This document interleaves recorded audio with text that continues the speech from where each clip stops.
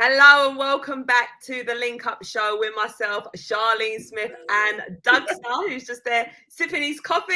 Hey, sipping my coffee and getting comfy, you know what I'm saying? That's what it's about.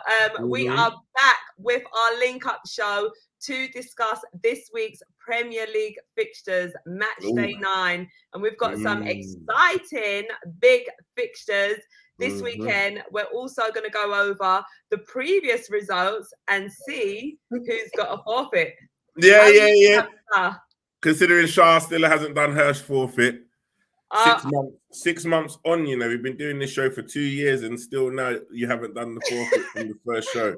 Do you know, this is so bad of me. That's all right. No, I have to do it. I'm gonna do it. I am a sore loser, but I am gonna do it. Yeah, you have to get it done, my friend. You have to get it done. Yeah, I will do mine. I will do mine when the time's right. So, you know what I'm saying? Can we just take a bit of time as well to wish you a big happy birthday? Come on. Happy birthday, Doug Star. Come on, blessings. Thank you, man. How was your 21st?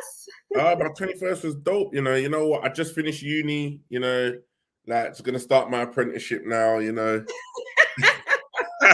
you know, life begins at 21. You know, so as they say, darling. As they say, you know, like I was around for the invincible season, but I was like, you know, 9 months old and was able to witness it from a cot. You get me? So yeah, from the get-go. Been a gooner since I first saw David Suker kick a ball, you know. There you go. Did you have a good birthday though? Yeah. You know what? It was nice. It was relaxed. Went out, had food, then spent the day like that was on the Friday, and then spent the actual birthday like with my family and that. You know, so it was nice, man. It was a blessing. Sweet. Yeah. Happy birthday. Come on, thank you. Bless up. Hey. Yeah, it's nice to be back. It feels like we've been away for ages. Obviously, I know international break. Yeah, the dead international break just like really just kept us apart, really, innit? Do you know what I mean? But I saw you was busy. I know you went to go and watch the Arsenal ladies beat up Tottenham and that. How was that? Oh, it was amazing. Listen, it was such a good atmosphere, and it was so nice that it was played in the Emirates Stadium, and it was so lovely to see the stadium filled. I think there was over 53,000 tickets sold, and over, I think it was between 43 or 48, I can't remember, 1,000 people in attendance. And it was so nice just to see so many families, so many young girls. I spoke to a few young girls actually that are playing football and aspire to be professional footballers. So it was just amazing from that respect. And obviously our women getting the result. Listen, they done the business. Top of the league, they've done the business. They're emulating the men, or shall I say the men are emulating the women, because I feel like the women's team have been a better team than us for a little while. But like, how did it feel? Like, you know, like because I know you follow closely to like the MSL. Women's Super League, like what do you think? WSL, that's it. Sorry, yeah, my bad. I get it right, Doug. Don't mess around. Don't worry, Doug. I know how you roll. Yeah. The WSL, yeah. Like, how do you feel like it's grown, like in the last few years? You know.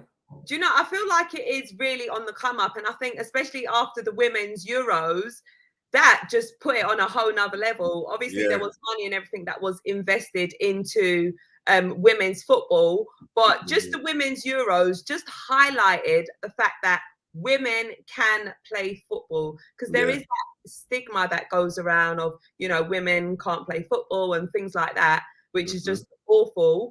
But, you know, it opened up a lot of people's eyes to be a bit more open-minded, to respect women who play football and other sports as well.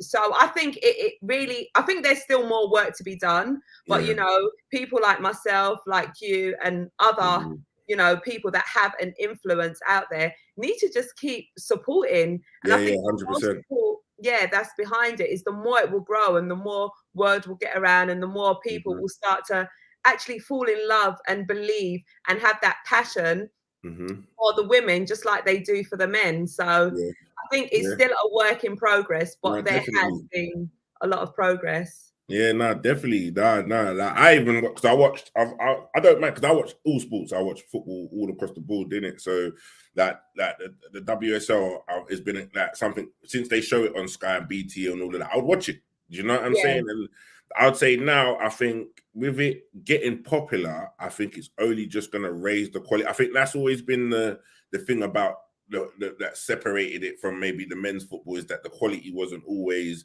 as good. But I think now because it's got a shining light, and I think now with the bigger attendances, the more money that can go into it means that the women can be paid a lot better. And I think what then happens is there's competition for like in the men's football, you want to play to get the bigger contract. You want to play to be obviously winning stuff.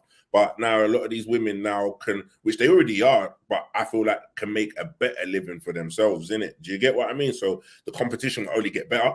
Do you get me? Yeah. And I saw that in the West Ham Chelsea game this week. Like, mate, that game was hella competitive. Like, do you get what I mean? And the quality of football that was being played was high level football stuff, like quick football, like up tempo. So I just think the women's game is coming along a lot further than what it was maybe 5-6 years ago, maybe 10 years ago. And it's moving dope, like it's moving in the right direction, man. And the fact that you see these games being played at big grounds now is like sick for the game as well. Do you know what I'm saying? 100%, and I think that's what we need more of as well. The games being played in these big stadiums, because then people are going to be more enticed to want to come along. Just back to what you're saying as well about the women being paid a decent wage. I mean, you've got professional female footballers that are perhaps on about 30k a year. I don't know currently what it is, but they still have to work a day job as well as, you know, be mothers, be parents. And play football. And we know, you know, when you're a footballer, you're a professional athlete. There's training, there's a lot of things that you need to do to take care of yourself in order to go out there and put out the best performance, prevent yourself from getting injured, taking care of your nutrition. So I think when women are paid what they deserve, which, you know, is sort of when you compare it to the men, look at what the men get paid in comparison to the women. When women are on that proper wage scale, they can then be training more and put more attention to taking care of themselves as a professional athlete. And we're going to see better performances on the pitch as well. So. No, definitely. I think it's going to happen. It will get there. Like, I don't think it will ever get to the heights of, but you never know though, like what the men are getting paid, because I think the engine behind the men's football is so big in comparison to the women's. But I think you could still bring the women's level up to a level where it's being watched. And I think that's the main thing. Once it gets to a level where people are like, and I think, you know what, I think with lockdown and everyone being locked up and being away from things, I think we all just enjoy anything that we get right now. Like, we're enjoying stuff. So I think, like, whereas before people would kind of disrespect the women's game and whatever, but now everyone's like, right, let me sit there and watch that. Like, let me see what, and then when you actually sit and watch it, you actually get into it and you start to learn the players, you start to know who's who. And I think once that starts to happen and people start to recognize the players, have an understanding for the team, the managers, the setup, start to follow all these teams' journeys and like us as Arsenal fans follow Arsenal women's as well. I think it then, you know, we're not just supporting one team, we're supporting the women's, the ones, same way like we all pay attention to under 21. Do you get what I mean? And under 18s. And I think once all the clubs start to really, and the fans start to follow the main team, this is the men's, but also follow the women's, it's going to just grow even bigger for the girls' game. Like, they're just going to do so much for the football. Like, and the money will come up. Do you get me? Definitely 100%. will. 100%. Definitely will, man. So hopefully everything starts to work itself out for the women's game, you know? Yes. Girl power. We're getting there slowly but surely. Girl power. You know? Big up to everyone that's joining us as well. Tyrone saying, hey, Char and Doug. Isn't that time? Come on. Don't forget to put some birthday love in the comments for Doug as well. Hey, gave me Asiji. I don't know if we're saying it right, but gave me Asiji. Big up yourself, man. Happy birthday, Doug. Watching you guys from China. Oh, big up to all of our Chinese family. No. Dab M's is saying Miedema on fire. Yes, Miedema, absolute baller. And Beth Mead. Yeah. James is saying greetings to you all. Greetings to you guys as well. Thank you everyone for joining us. Tyron saying, come on, you Gunners, for tomorrow. We are going to do this. 100% North London Derby. London Derby tomorrow, you know. London is red, homie. I'll be lying if I said I weren't a bit, I don't know. I'm still that gooner that gets a bit, when it comes to these big games, a bit nervous. I think this team this season has proven, man, not wrong, but also proved, like, calmed, man, like, shown that they're capable of winning the games that are needed to be win. But the North London Derby, man, it's a big game tomorrow, man. Massive, massive game. Do you know what? Yeah, the thing with me is I'm all hyped, I'm all excited, and I'm like, yeah, man, we're gonna do this. We're gonna get points, blah blah. Soon as that whistle goes and the game kicks off, I'm like, oh, I can feel the nerves kicking in now. yeah. Like, I feel like the advantage we have are at home. I think last season we bottled it at Tottenham, away to Tottenham. I think we're at home this season, so. And I think with the home games, I think we're always pretty strong at home against whoever we play. So I'd like to think that the Brazilians never went on international duty. They were home, so that's a plus. So yeah, man, I feel I'm semi-confident, but at the same time, you just don't know with us, man. Like the Man United game was one that showed us that we can get caught out, and when you think everything's like we should really smash them, we didn't. You get me? So. We'll see what happens, man. I know, but this is a big one. It's our ground where exactly this team is different compared to this fixture last season. Also, 100. Yeah. So this will really test our mentality as well. You know, we've been saying, look, we're looking a lot more mentally strong and everything. So it'd be interesting to see how we perform in this fixture. But we'll get the job done, man. I think we will. I think, you know what, for Tottenham, I think obviously, yes, we're going to be cautious and we're going to worry a little bit because we know we've been through so much heartache and pain with Arsenal, yeah. But I think for Tottenham fans and Tottenham players going into that game, I don't think Arsenal's a game that they go into that thinking, you know what, we can do these boys over. This is going to be a walk in the park, or we can book. Because as they've seen, we've gone to Fulham, we played Fulham, we've gone to Bournemouth, we've gone to Leicester, we've gone to these teams and not been bullied, like where people would have thought before we would have. Crystal Palace on the opening weekend, like the opening game of the season, where everyone thought we was going to get bullied off the park. We matched them and got a clean sheet and walked off victorious. So it's like, I just think that they're going to be just as worried, or if not more worried about this game than us, I suppose, going into it on the early morning kickoff, you know? 100%. They're currently unbeaten in the league as well. So they're going to be on a massive confidence boost with that one as well. But listen. Yeah, but the unbeaten thing, the games haven't been that, like, everyone, I don't know, like, for Tottenham, I feel like they've really scraped their way through the games, which I suppose they will say that you need to kind of win ugly to get the results to be contenders or to stay within it. I hear that, but they've not looked good at any point, and I think the teams that have played them have kind of let them off the hook a bit. You know, they even when they played Nottingham Forest, they were terrible.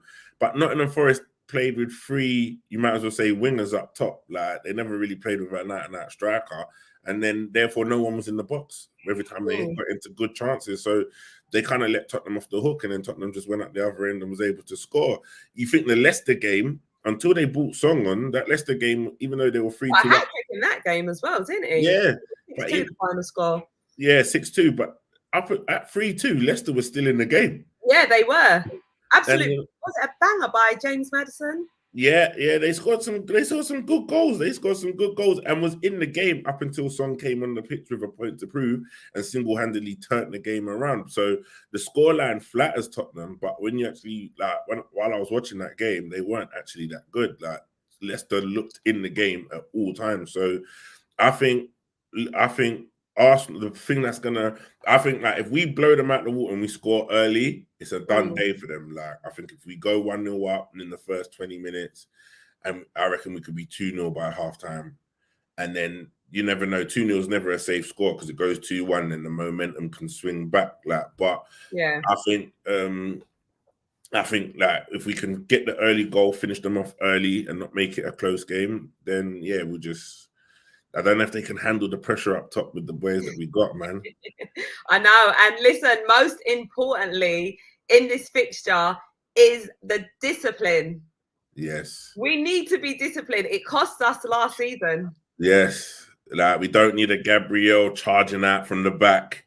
Like, you know what I mean? Gabriel, just stay with Saliba, my friend. Like, don't be charging out here, trying to get close to Kane. Because the thing is, this is what's going to happen where it can undo us, is that Kane's always going to drop in. He's going to drop into those little gaps in between the midfield, in between Partey and the centre backs, to pick up the ball so he can play as a 10, which he loves to do, yeah? But then this is the thing, like, I know with Gabriel, he has this tendency to go, like, he wants to meet him. Same thing Maguire did for, was it for one of the goals for Germany? He wants to go and engage, but by then, the ball, like, it's the same thing he did at Man United. He went to go and engage and lift the space over and Zinchenko had to wrap round. So as long as he can stay disciplined, I'm pretty confident Xhaka will, even though he will pick up a yellow at some point, but I'm pretty sure Xhaka will be fine. But it's Gabriel and Ramsdale are the two to watch for this game. Why'd you say Ramsdale? Because I think when Ramsdale does something nervously, it creeps into Gabriel. Yeah.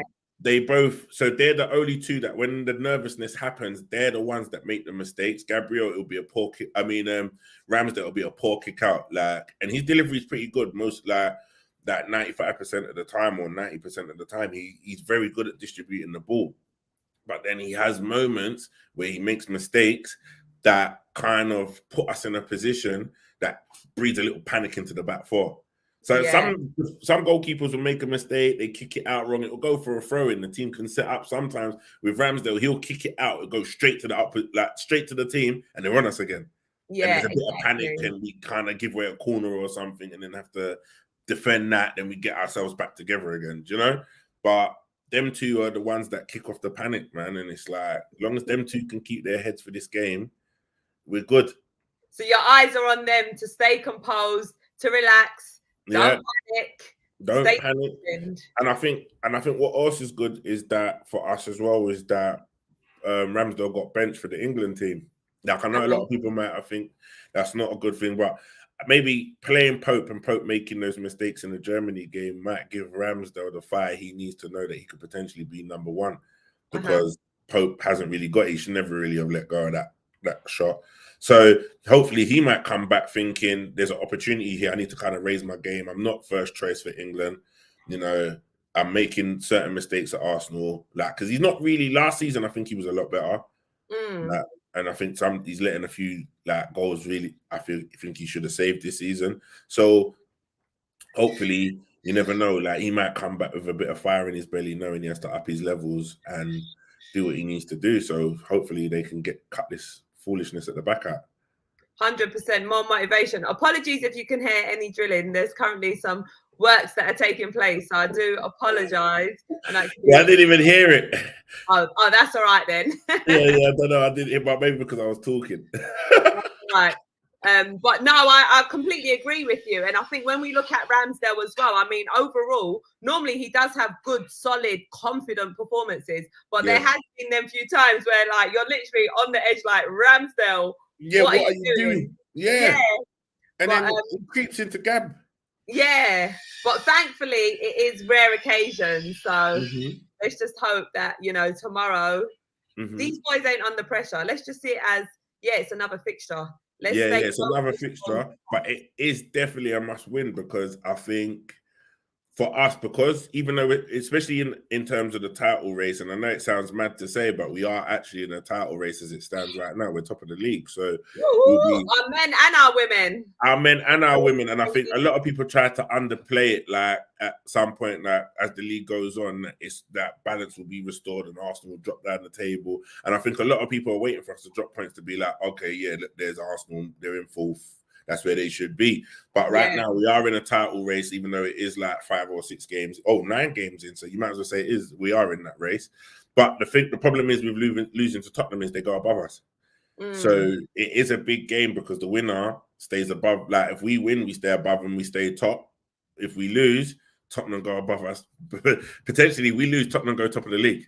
Yeah, exactly. Man Which City you don't play want, especially at our home ground as at our well. home ground. So they've also got a lot of motivation to play for, because that will give them a lot of bragging rights. We won't hear the end of it, and the expressions will be screaming down his phone for the whole week, for 2-3 weeks. Like, do you get what I mean? Like, yeah, we don't need that. So yeah, like, it is a big game, man. It's a big 3-pointer. A point can do us. A point would be if we've got a draw. Okay, it's not a bad result, but then Man City go above us. And that's, they're not easy to chase down, as Liverpool have seen. So really, they got Haaland. They got Haaland. That's just one word, Haaland. You know what I mean? But this is this season, this month actually, October, we've got 9 games in 30 days. Have we? Yeah, it is the busiest. We've got a game on average every 3 days. Oh, mate, mental. Yeah, so this we survive October and we're still in good shape. I'll be real. I would then look at us as like, actually, the blessing is that we don't have to play our first team in Europa. So whereas a lot of these other teams like Tottenham, they're going to go into Liverpool, Man City, they've got to play their first team for Champions League, innit? So exactly. That is our saving grace, that we've got 2 teams that we can put out for each competition and rest a few boys. So yeah, it's going to be interesting, man, because we go straight into Liverpool next. Oh, literally. Listen, Gabriel Jesus as well. I think if he gets another yellow card, then he's out of that Liverpool game. So as we was talking about discipline, that's another player that we need to keep an eye on. Yeah. That needs to be focused as well, and not sort of get caught out and get a silly yellow. Get a silly yellow, and because I feel like Liverpool are there for the taking as well. Really, like, they're not playing well. They're not. Their midfield is like. I would definitely say our midfield's better at the minute, because we just, even though they got Thiago and that, their midfield's just non-existent. I think that's why they're struggling in games. They're not. It's an aging midfield. Do you get what I mean? And like, for us, that's a game that if we can get the win against Tottenham, we go into that game with a lot more confidence and can maybe get a result out of it. Exactly. Speaking of midfield as well, Thomas Partey should hopefully be available for tomorrow. How crucial do you think he is for this fixture? It's mad, yeah, that every game that we play, no matter who it is, hangs on the fact of Thomas being fit. Like, literally. Like Lokonga, comments, guys, as well. What you're thinking? Yeah, like Lokonga does it. Like, he does it. Like, he's good. Like, do you know what? But he lacks experience, and you can see in certain games where that inexperience comes in, because he's still looking to be saved, innit? Do you get what I'm saying? Like, in certain situations, and not realize that, oh, actually, I'm the guy that's meant to be there. Do you get what I mean? So it's like, he's still learning. But with Partey changes our game from us being a Rolls Royce to just being a S-Class Mercedes. Do you get what I mean? Like, he's the difference. Like, you put Partey in that midfield, we are definitely an elite level machine. But then as soon as he drops out of that, then we're still good. Don't get it twisted, because we're still getting the results without him. But it's like in the Man United game, Partey is the difference in that game. Do you get what I'm saying? Because the goals, the experience, the goals came from a mistake. Like, the goals came from the ball being given away. Them counter-attacking goals. So it's like he's a lot better on the ball, and the experience is there. So yeah, to have him, I thought he got injured while he was with Ghana, but I don't know if it was just him. I think it was just precautionary. Yeah, which is good. Is good, and I think, like, the international breaks, man, it's just unnecessary. Like, I think even some of these teams calling their players like for pointless friendlies. I hear the manager of the international team wants to see their players, but that someone like Partey who keeps on getting constantly injured, you'd just be like, you know what, actually, mate, just take the 2 weeks off and chill, bro. Like, go home, chill, play with your team, and just get yourself ready for the World Cup. There's no point you coming. Yeah. But he's there. If he plays, it's a different game. And obviously we know what his injury history is like. So does he start for you? Would you say it's more crucial that he starts, or you bring him on if we need that impact? I think it's kind of crucial that he starts, because I think with him, if he can give you a good 60 minutes and put us in a good position, then you bring him off. If he's good enough for the bench, start him. If he's good enough for 20 minutes of the game or half an hour, give him the first half. Like, put ourselves in, because I think if you go with Lokonga and you let Holberg and Bentanere or Bencanero, whatever his name is, and then look, but you know, you let that Tottenham midfield overpower you, like, which they will try to do. If the Lokonga's in there, they're going to try and target him. They're going to try and overpower him, make mistakes, and try to win the ball off of him. And I think with Partey, he holds a bit more fear. I think a lot of midfielders and that are a bit more fearful and a bit more concerned of Partey because they know how good he is. Yeah. So I think if they know he's in the starting lineup, their mindset is different. I think you take him out of the starting lineup, you're almost giving them confidence to come and pressure you or push onto you. Yeah. Do you get me? So yeah, like, I think it would be better to start him, like, put that message out, like, yeah, our players are fit. Start him, because even Zinchenko, I'm hearing, is looking like he's going to be possibly fit and ready for the game. So start him as well, you know. No, 100% agree with you. And I think, like, it's fundamental. We know Partey's quality, his class. We know, like, everything you've been saying, and he's obviously got that experience. So if he is fit, he starts. There's no question about it. Let's go from the get-go. It's the North London derby. We're coming to win. Yeah. We're reserving or holding back anything. Our players are fit, they're playing. So no, I agree with you on that one. Play them, man. And I think the international break and everything has been kind of kind to us, because I think now we got Zinchenko back. I think Tini had to be pulled off for the Scotland game, but I'm feeling like he was back. So he's back. And I just think, obviously Smith Rowe's not got injured, didn't he? So yeah, and he's had an operation as well. Get well soon, Smith Rowe. Yeah, get well. But everyone that needs to be there right now is there, in it. So there's no excuses. Two, like, we've got the best squad to go and win this game, I suppose. I think if Jesus was out, or Partey was out, or Zinchenko was out, or there was a few players missing, you could be a little bit concerned, innit? Do you get what I mean? But we've got the full squad there, so let's go and do it. Saka looks sick coming on for England, so he looks fully charged. He's going to be a problem in the North London derby. You know, let's go. The Brazilian boys were rested; they didn't go nowhere. They all know their assignment for the Monday for tomorrow. So I'm pretty excited, like, for the boys. Like, let's go and get these 3 points, man.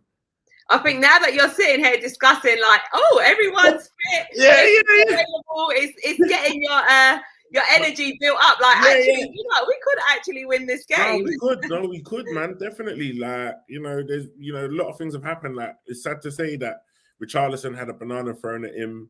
Like, awful things to happen, but that can also mess with your mind. Like, so he's gonna come back from international duty a little bit. You know, like, I don't know, like, maybe disheartened, maybe, you know, Kane. I don't want to diss Kane and he goes and scores a hat-trick, but, like, Kane isn't really scoring in open play. Like, he's all these goals are coming from penalties. I see something on Twitter the other day that showed how many goals he had scored in the last, like, 20 games for England, and like, even club and country, and it's like, I don't know, he's just not at it, and I hope he stays like that. Like, he's obviously helping set up play and stuff, and dropping in deep, but, like, he's not really scoring goals. He's not really firing. So, like, I think Tottenham have got a lot of more questions to be answered than Arsenal. I think we're scoring goals across the board. You know, like, you think, where are our weaknesses? With Partey don't play, that's a weakness, and Gabriel can be a weakness, but he's also a strength at times. Do you get me? So exactly, you know, that's the thing. So you just think we're more equipped to kind of go and get the 3 points for this game, I reckon. Yeah, and I know what you're saying about Gabriel. Let's not forget, though, we have got Saliba next to him, who's solid. Saliba's a G. Saliba is a big defender. Big defender. And you know what's mad? It's like everyone's starting to understand it now. Like, I think a lot of people, when Saliba come back, I was getting bantered saying, he's not going to sign, he's going to go, he's going to do all of this, yeah? Haters will hate. And then they all play, but to be fair, even though we were like, he's gonna stay.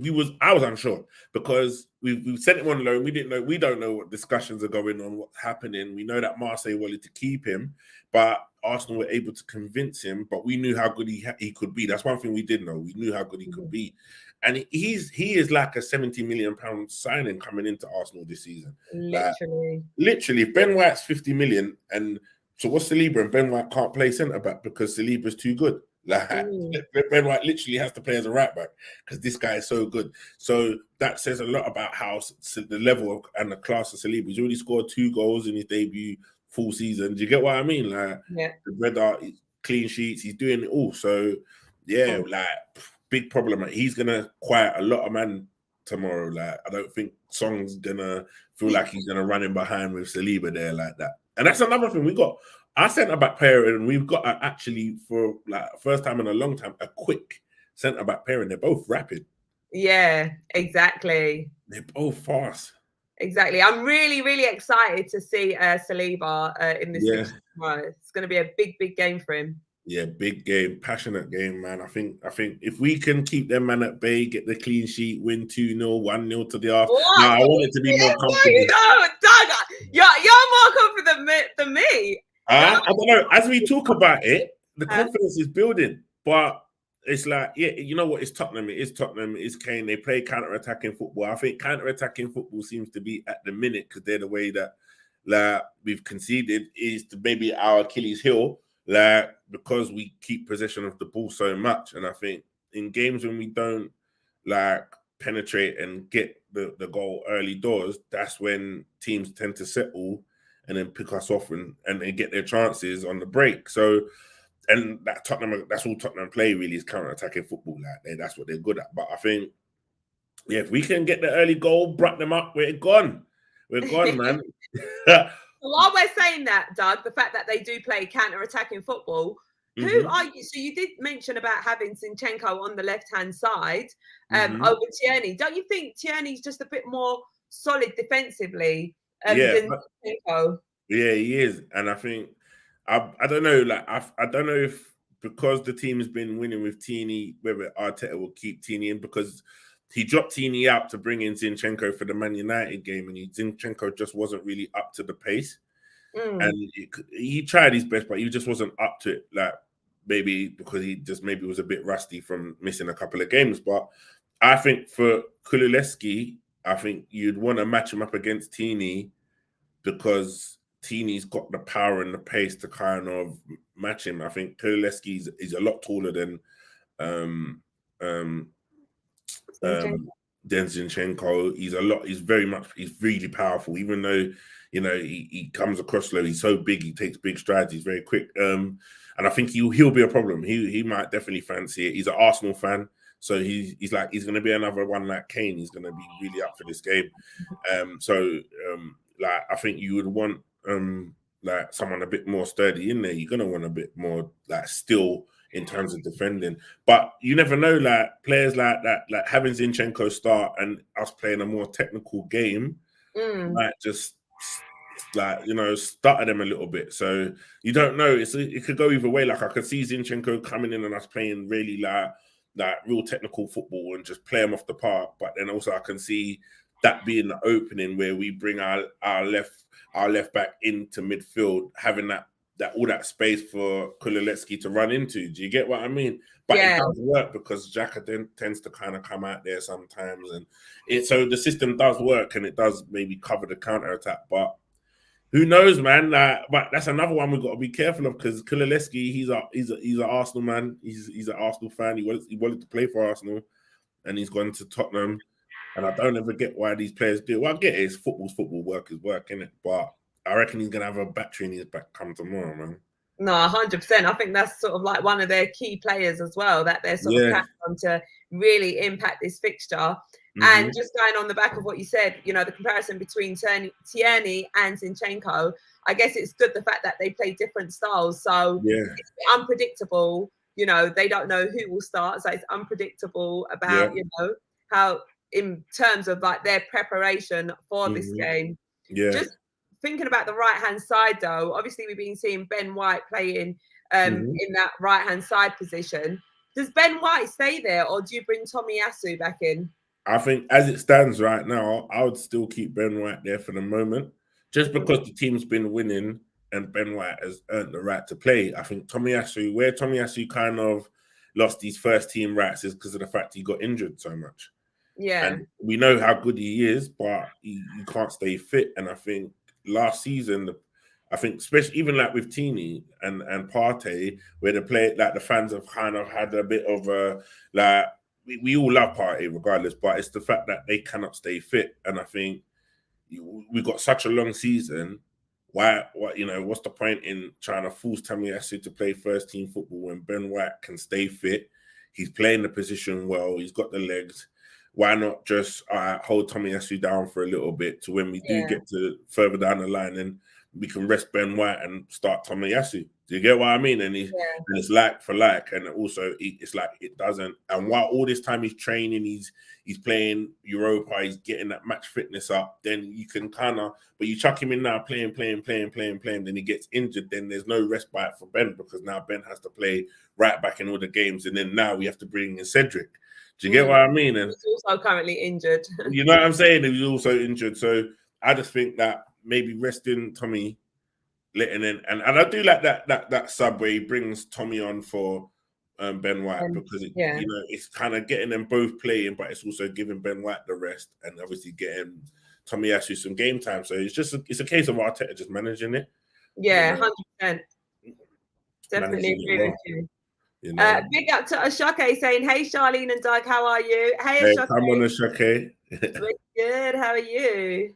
Yeah, sorry, all right. late. Oh, don't worry. Thank you so much. Right, mate. Yeah. Muhsin's asking, will I be at the Emirates tomorrow? No, tomorrow I'm in the studio, so make sure you guys tune into AFTV for the watch along. I'll be there. I'm not sure who else is on the panel, but make sure you support if you're watching from home. Where are you watching the game tomorrow, Doug?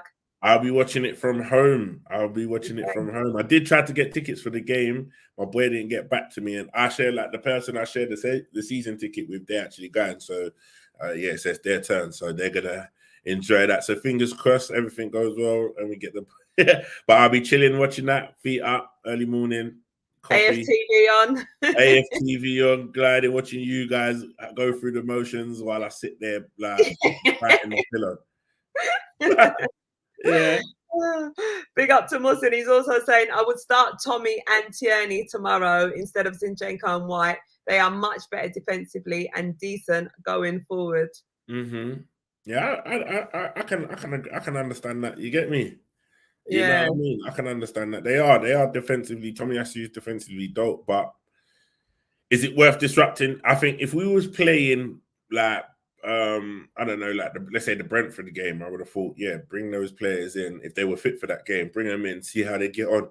Like if they have a little bit of rust, they can burn it off. But if they have a bad game, you can kind of be like, okay, no, actually, let's go back to what we was doing. I think for the North London derby, it being such a big game, and then changing the whole setup of the team in such a big game, I think we kind of got to run with it for this game in Liverpool. Then I think we go to Everton before Man City. So I think there you could actually then switch it up and be like, okay, let's bring in Zinchenko, let's bring in Tomiyasu, run it for the Everton game, see what happens, and then make a decision for the Man City game. But I don't know, it's a bit of a risk just to switch up the team or the defensive side of the team. No, I agree with you, man. Too much disruption. Let's just stick to what we've been doing. Yeah, stick to what we've been doing. And changes. I think Tomiyasu, he said he wants to earn the right to get back in the team. So let him earn it. Like when he comes on, keep it strong, maybe create some chances and just play strong like how he did when he came and what made us all fall in love with him. Do you get what I mean? So everyone has to take their chances. And I think I love the fact that the competition is in the team and you have to earn the right to play and not just be off a merit. Yeah. Zinchenko did come straight in for the Man United game, but I also think it was because Tini was having a few problems in the Aston Villa game, so he was getting kind of bossed about. Their man was kind of taking the mick, and that was the kind of the side that Aston Villa were getting their joy in the game. So I could understand him bringing Zinchenko in to kind of be able to control the ball better. But we'll see what happens, man. Yeah, I absolutely love this competition. Just going back to like Ben White as well. Now that Saliba's there, I can't see him coming out of the team. I can't see it. I feel like if anyone's to come out, it'd be Gabriel. But I think the way that Arteta is, he has so much faith in his players. He's got a bit of Wenger about him. Like he likes Gabriel. He's got faith in him, so he will continue to play him. But the thing is, Gabriel, for all the mistakes he does, he plays, he has game, he scores goals. Like, even when he made the mistake in the Fulham goal, he went down the other end and scored. You know what I mean? Like, to win us the game. You know, so it's like the competition's dope. Like, who do you? It's like people will say everyone, and that's another thing. Everyone's arguing over who's better than who and who should play. I'm just grateful for the fact that we've got good players across the board. We've never been like this. Like, when have we been able to sit here? Like, we ain't even got into the front three yet, right? Like, we've been talking about the defense the whole time. We've not even mentioned the fact that Vieira is a spot on double of Odegaard. That maybe he even has qualities that Odegaard doesn't have, and Odegaard has qualities that Vieira doesn't have. So making them like the perfect competition for that position. Do you get what I'm saying? Like, we ain't even got there. Exactly. You know, like, there's players, even Saka knows most when he's gone away international break, comes back, but Marquinhos can give him a run for his money. We've seen him in Europa. We've seen how good he is. Like, and we saw the passion. We saw how much that meant to him as well. Yeah, so just having that passion there is just going to make a huge difference. Trust me, as soon as the brother starts talking English, he's going to be doing a madness. Like, are you crazy? So this man, like, right now, he's settling. Right now, he's doing a lot. You think he's come here, he's young, he's learning the language, he's playing football, he's trying to understand what, you know, like training. Even though the other boys are translating, could you imagine? You hear people saying things, you're trying to work out what they're saying, what's going on. Like, you're settling. It's like it's a settling period. Your family's not with you. Imagine he's mostly come on over, and he's mostly on an academy wage, so he can't even fly his family over yet and do all of that kind of stuff just yet. But once he starts to earn more money and he gets settled, you're going to see a different beast, because he might fly his parents over. Then now they're here, he's settled, and he's just a different animal, because it will get there. Like, you know, like, I think give him next season, Arsenal will offer him a new contract or up his money a little bit. Do you get me?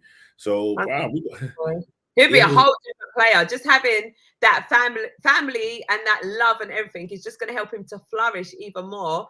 And once he's flourishing with himself, he's going to be a completely different player on the pitch. So he's another exciting prospect to look out for. Trust me, Reece Nelson's back as well.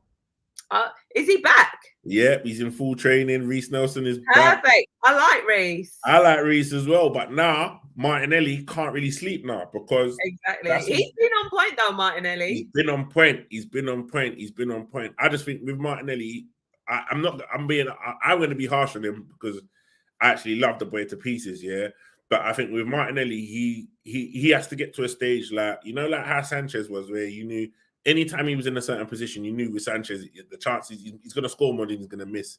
Do you get what I'm saying? And I think Martinelli, his conversion rate for the amount of chances he can get for himself, he needs that magic now. Like, you see, Jesus has that bit of magic in him. Do you get what I mean? Yeah. If we can get Martinelli on that stage where he's producing that magic, which we know he has, you can see the hunger in him, then that whole front three there, Martinelli, Jesus, and Saka, is a madness, because Saka can produce magic. We know this. He's got magic in him, yeah, and he's consistent with it. And Jesus, we see what he's doing. But Martinelli gets on that level now, and he's producing magic. Listen, with Martinelli starting and getting all this game time, trust me, Doug, that magic is coming. Yeah, it's coming. Because we see the fire in his belly. We see that hunger. We've seen it. We saw it at Chelsea, away to Chelsea, 2-2, down to 10 men. Martinelli dropping Kante on the floor and going and scoring. We've seen goals, the header in Europa, where like we've seen magic from this brother. We know he's got it in him. We've seen it when was it the Southampton game with first touch, boom, top bins. Like, we've seen what he can do. So I just think, but he just needs a bit more of that. Like, do you get what I mean? Bit more of that. So yeah, man. Reece Nelson, I think, is going to come in and have a good season, I think, as well, you know. Because he was out on loan as well. So out on loan at Feyenoord. Come back. Yeah, and he did well at Feyenoord. He had a good season at Feyenoord, to be fair. There you go. And I thought he was pretty good at Arsenal even before he went out on loan. Yeah. So, you know, he can only get better, really. And the thing about Reece, I think that where I feel he gets slept on is because in let's say his class of, I don't know, 2016, because I think he came out the same class as like Smith Rowe and the rest of them lot, innit? Like, they're all from that same generation of footballers. He was pretty much the best out of them all, really. Like, he was tipped to be the superstar out of them all. So I think maybe going out on loan and playing that you know, you even saw in preseason, he scored. I think he scored 2 goals in preseason, didn't he? Like he was looking lively, and then he got injured, and now he's back. So I think he's going to surprise a lot of people with how good he can be, because if he can bring what he brought to under 21s and under 18s and bring it to the senior level, he's going to just be a madness in himself. So I pray for him, because I think his Arsenal career will hinge on this season, because Arteta kept him. So if he doesn't have a good season, I think he could be out the door, which would be sad. But it'd be good to see him come good, man. No, 100%, man. And I've got faith. I put faith in Reece Nelson. Yeah, 100%. I do as well. I think he's going to do bits. I'd love for him to come on in the North London derby and score. That would be sick. Hey, imagine. Like, we might even be so comfortable we bring our 15-year-old player on. Oh, mate. You know what? You know what's mad? We got so much stick for that. Did we? Yeah, have we spoken since we did that? No, we haven't. Let's talk now. Okay, so you had Jason Cundy on TalkSport, you had Danny Mills on TalkSport, you had all these people just cussing us off, saying that it was all about Arteta. It's like it was all part of his arrogance. It's Arteta wanted to be the man that said, "Look at me, I've got this young player. I brought him on. I feel like it was a lot of hate, because I feel like if Chelsea had done it, Jason Cundy's a Chelsea fan. I think if Chelsea had done it, he wouldn't be complaining. He'd be like, "Oh yeah, like listen, young talent coming through." I think a lot of it is that people are seeing what Arsenal can do, and the fact that we have this talent across the board, and I think they're fearful of it, and that is why they're reacting in the way that they are. Do you get what I mean? Like, this young player, from what I've heard, he's meant to be mad hot. Like, he's too big to play with his own age group. He plays under 21s. He's bossing under 21s, and they most probably have thought about it and felt like also, it's going to get to a point where he's at an age he has to make a decision whether he's going to stay at Arsenal or not. So I do feel like, he was cussing because of the age, but when it was Rooney, I feel sometimes as well, and I don't even want to go there, but I think when it was Rooney, when it was Foden, when it was Mason, when it's all these other players, it's allowed. It's just, he's young English talent, da. But then when it's certain players, I think people would then selectively be like, "Oh, he's too young." Yes, he's 15, but when Rooney burst on the scene, it's like 15 just because like he's 15 and 181 days or whatever they kept saying. Like, he's only a couple of months away from being 16. Literally. Like, when I think they were making the point that when I think was it Mount or one of the other players burst onto the scene, he was 16 and a couple months. So what's the difference? 6 months don't really make a difference. The fact that one's just in school doing GCSEs and the other one might have just finished these GCSEs. They're still children at the end of the day, innit? So like, you never know. And I like the video that I saw of the under 10s that were watching when he got brought on, and how they were celebrating. And I think that was the message that it sent along the club, is that no matter where that you can be, if you're good enough, you will get your chance. And I felt that's what it was. It wasn't so much of like, that everyone thinks it's about them. It's not. It's about the club. The club is sending a message out to the club and the players that are in the systems, that the academy systems, you under 9s, under 10s. Like, I saw the under 10 video, and they were all shouting and excited and all of this. And I'm like, I love that, because it's like, it's showing them, you lot out there playing well and taking your opportunities. The club that you're at will give you a chance. Where you look at Liverpool, they play but they've never really been about developing their young players like that. You look at maybe Man United have done it a bit, and you look at some of these other clubs.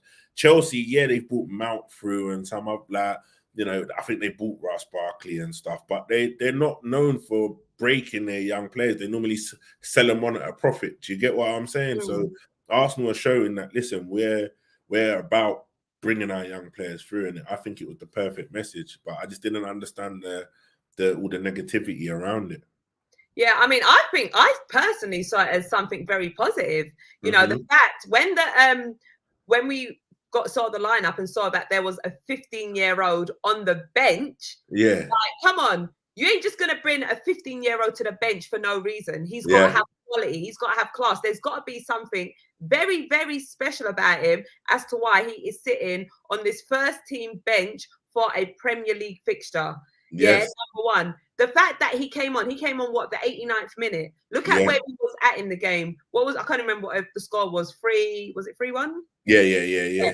we're 3-1 up. It's the 89th minute. We're comfortable. Let him get a run out. Yeah. You know, he's that good. Bring him on so it shows, look, you can play. Yeah, you can make a Premier League debut. You can play in the Premier League. And just everything that you were saying about all these under-10s that were watching and celebrating, there you go. It's inspiration to show the younger children that if you work hard, then you will be rewarded. And it's closer than you think. This young man, this young player is still in school. So it's actually closer than you actually think, because they may look and think, oh, I've got to be this age or that age. Well, no, Arteta's saying, boy, if you're good enough, you will get what you deserve. So I think it's something very, very positive. It's inspiring the younger players. It's putting even more confidence into this young, amazing talent. And I personally, I'm super excited to see what he's going to bring. Yeah, you know? Mate, I'm gassed because I feel like it's a good opportunity. And I think like Jeff Cundy and that were saying that it sends the wrong message to the players that have been sitting there biding their time, that are 19, 21, waiting for the opportunity. And you see this 15-year-old come through and sees their opportunity. But what that says to me is that, yeah, it might send out that kind of message to them, but also it lets them know if you're not willing to push yourself beyond like where it needs to go to get you to that level where we can play you. Look, we've got talent there that's going to come through. We've got other players. We've got other players that are going to come and take your position. So it then does say to the likes of, like the Nketiahs or that the fringe players, the Ballagans, but Ballagans are known doing a mad thing anyway, so he's going to come back excited. But it says to those players that are just on the fringe or on the cusp of first team football, but not really making it, that, mate, you better listen. We've got talent, and we're not afraid to bring our talent through. So you guys need to step the level up. So it is healthy competition. Like, you can't have these boys that have been around the first team for ages just like thinking, well, you know what, there's no one good in the academy. We're comfortable thinking that they can just be around the first team and getting their new, you know, like their 10 grand a week now because their money's gone pro money and they're getting good money and they're just bouncing around the first team. No, this is also like bringing this 15-year-old is like letting the likes of Smith Rowe know that, listen, bro, like you're number 10. This brother's a number 10 as well. Like he's an attacking midfielder. That these are, and he will know, Smith Rowe and these players will know the talent he is. Do you get what I'm saying? They train with him. They train with him. They know what he's about. So it will say to a lot of players like, look, come on, this is, and I think for Arteta, he's been around Man City, he's been around Pep. He mostly understands that this is it, Michael. And it's mad. I saw a video of Fabregas the other day, and like that's what I'm saying. Fabregas at the age of 16 was coming in, bossing the midfield with Vieira, and like exactly, age ain't nothing but a number. It's nothing but a number. If you're good enough, you're good enough. And Arsenal have always shown that they're willing to roll the dice on youth if they're good players. Do you get me? So I think this is one for the future. I do get what people are saying, that if Arteta doesn't play him again, then it was like a media thing. But I don't even care if he didn't play him again for this season because the season's so serious. But he sent that message out at that time. And he lets my guy know the opportunities will be there for you. But this is we've got a serious season with title contending. Yeah. By the time you will come through, I'll get it. Like I don't think it will be damaging to him for him to have played and then maybe go back into the 21 system, but still be in amongst the first team football. It's a serious year for us. So that, you know, if he's good enough and he can play more games, then bring him. But I think like it sent out the right message at the right time to do it. Do you get what I mean? And it's a busy season. It's a busy season. It's the business end. It's the business end already. We're only 9 games in, so I get if he doesn't get a chance maybe again to play. You never know. We got Europa. We got other cups as well. Yeah, this is it. So yeah, I don't know. Like I think, I just think that like Arteta did the right thing. I'm all for it, and I'm excited to see what he can do with longer timing on the pitch to do it. Do you get me? Likewise, and he looked quite excited. He looked quite confident as well. I mean, you got a 15-year-old kid, you know, stepping out in a Premier League game, and he dealt with it pretty well. So, and we've got another one that's 15 that's playing under 21s at the minute. I don't want to say his name wrong. I don't know if it's Tyler Riley or Ryla Tiley or Riley Taylor. Whatever you think it is, it probably whatever. I'll get it. I'll look at. I'll have it ready for the next show. I'll have it ready for the next show. But he's another exciting one to maybe any Arsenal fans that maybe know what his name is, put it in the comments. And he's another one that we need to look out for. He's 15. He's really bossing under 21s football. He's actually huge as well. So that's another thing. So like, yeah, the future is bright with the really young talent that we do have. All of a sudden, these 15-year-olds are just popping up that are just doing a madness. But let them talk about having the youngest squad. Yeah. Long may it continue. You know what I'm saying? Let it continue, man. Like, it's mad. Jack is like 28 or what? Is he just turned 30 or something now? Or 29? Yeah. Or was it 28? 29 or 30. Between 28 to 30. Yeah. And he's like the oldest player, and he's like one of the old generals of the team. It's crazy to think that. You know what I mean? But I think, and that's why I think a lot of people this season, I think a lot hangs on this season in the sense that, like, you know what, we're title contending, you'd want us to stay there. But also, it just shows to show that this Arsenal team, as long as it can stay together and make the right additions to make the team better, this is the team for the next 3-4 years. Like, I think a lot of teams are not in a position like us to, like, you know, go down the next few seasons and have this core of players playing together to be a strong core. And I think a lot of fans need to have that patience, understanding that, you know, we want to win this season and we'd love to and we want to do it. But this team that we've got is the team that are going to win back-to-backs, like in the 2026, 2027 league season. Do you get what I mean? Like, they're the team that are going to win it 2 seasons in a row because they would have been playing. Like, you think by then Saka's like 26. Like, these players are like experienced. They're peaking. They're coming up, you know? So that's another thing we've got to bear in mind as well. These players, they're doing it now, but imagine 2-3 years from now, they're going to be problems even more than what they are now. Do you get me? Exactly. So the key message in that is just stay patient. Stay patient. Stay patient, man. And you know what? I think, I know Liverpool want Jude Bellingham, but I think if we was to go and win the league, I reckon we could go and get him. Yeah, I imagine. I wouldn't mind. I feel like if we won the league, like, what would be the point in Jude going Liverpool? Liverpool already feel like they have him. I feel like there's most probably a verbal agreement in place because Klopp has mentioned him. But let's say Liverpool have a bad season and that they're way off it, and Arsenal in a much better position. I don't see why he would want to go Liverpool over Arsenal or maybe a Man City. Exactly. Attract them big top players, you know. Yeah, I did say. A lot of stick about the article that I wrote for the BBC. Yeah, go on, talk on it. What did you say? Let the people know if they haven't read it. So basically, there was an up for debate discussion ahead of the North London derby. And the debate was which club out of Arsenal and Tottenham will attract top players. And obviously, I'm going to have a biased opinion. I'm not really going to say, oh, yeah, Tottenham will. So, you know, I started talking about, you know, the invincible season, the fact that we've won X amount of FA Cups. And, you know, I've questioned, well, what has Tottenham won? You know, does Harry Kane even want to stay at Tottenham? True. You know, and people are, you know, well, you're talking about the invincible season that was 20 years ago. But listen, it's in our DNA, isn't it? We know how to win things. It is.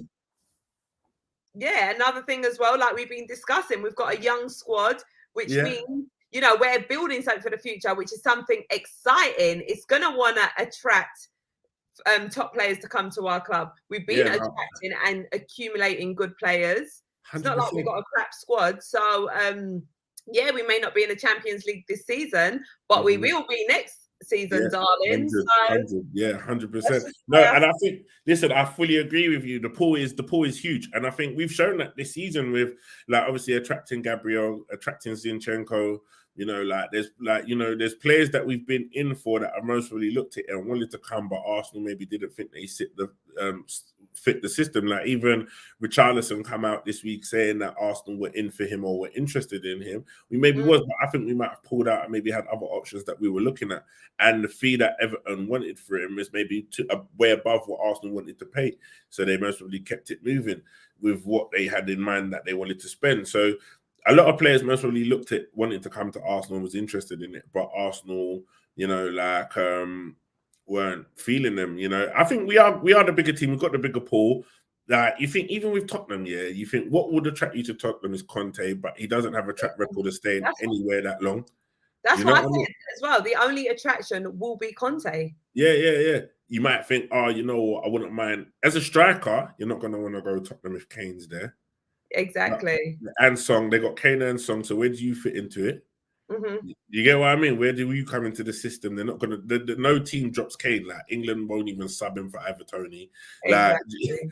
you know what I'm saying? Like Tottenham, if they bring Kane off, who would they bring on? Do you get what I mean? Like it's just so you wouldn't, as a striker, you're not gonna go there. As an attacker, they've got Kane and Song, so there's only one position available. Then you think, well, they've got Richarlison and they've got Perisic and they've got Kuliletsky. So and Ryan Sessegnon. So me coming as an attacker, if I'm better than I've got like there's already 4 places, like it's competition.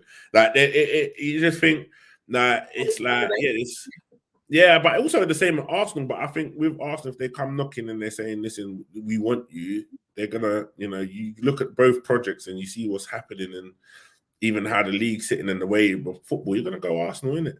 And even the way we rotate the squad as well. So yeah, especially with Champions League. They're gonna want to come Arsenal. Come on. And the thing is with Tottenham, right? And